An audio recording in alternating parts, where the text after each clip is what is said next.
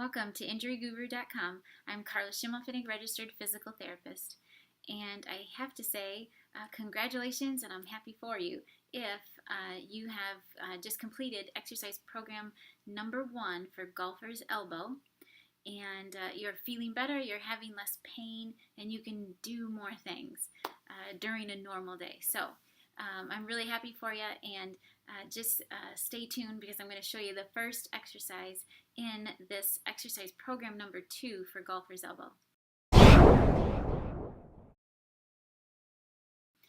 If you are just starting with this exercise program, you have been having some pain on the inside of the elbow, but maybe it's not there on a daily basis, it's not there all day, it comes and goes. You may go a couple days without having any pain, but then as soon as you lift or do something for a period of time, or you get that irritated, then you have some pain. So if that's the case, you can try starting with this exercise program.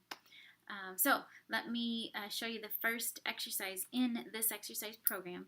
But first, let me just tell you a couple things.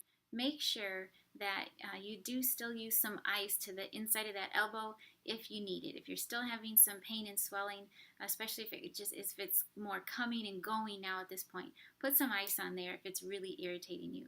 Don't just suffer through. And second, with this exercise program now, you're going to do the exercises 1 time per day. So for each exercise, you're going to do 3 sets of 15 repetitions, but you only have to do it 1 time a day now. I still want you to commit to doing this every day of the week if possible. And you're going to commit to it for 4 to 6 weeks. The muscles need that time just to get that strength back. So this phase is all about getting strength and getting you back to really being able to tolerate everything. Most likely with that pain that you've been having on the inside of the elbow, maybe even you've been having pain that extended down into the fleshy side of the arm, then you have lost strength. Anytime there's pain present, you start to lose strength. So the longer that's there, the more strength you lose. So let's get back some of that strength and get you going. The first exercise in this program is called wrist flexion. If you did exercise program number 1 for golfer's elbow, then you're familiar with this, and we're just going to add some resistance. You can sit in that position where you cross one leg over the other, place your good arm over your knee, and your affected side or the painful side over that arm. And with your palm up, grab onto that weight, and it's just bringing your wrist and hand and fingers towards you or towards your face. Remember, palm up and curling that hand towards you. So that's with the dumbbell. You can also do that with a can of beans. If you don't have a dumbbell or just don't have access to any dumbbells, you can just go into your pantry and get a can of beans or sauce, something like that, something with some weight. It's just important at this phase that you're using some kind of resistance. And you can also use the TheraBand. So I have the TheraBand, one end of the TheraBand under my foot. I'm going to get in that same position, and I'm going to just grab onto the end of that TheraBand and just curl that hand and wrist toward me. My palm is facing up. And you should see those forearm muscles working, and you should feel that in your forearm.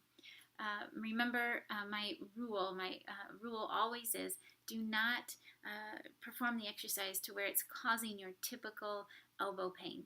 So you may need to lighten up on the resistance. So maybe choose a lighter dumbbell or a lighter band if you're using the TheraBands. If you are having pain with the exercise, then just modify the movement.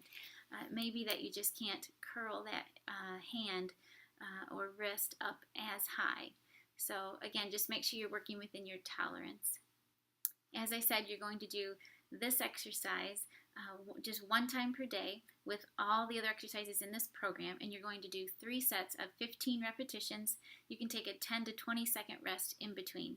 Remember, try to do these every day of the week for right now, and you're going to commit to it for 4 to 6 weeks. So good luck.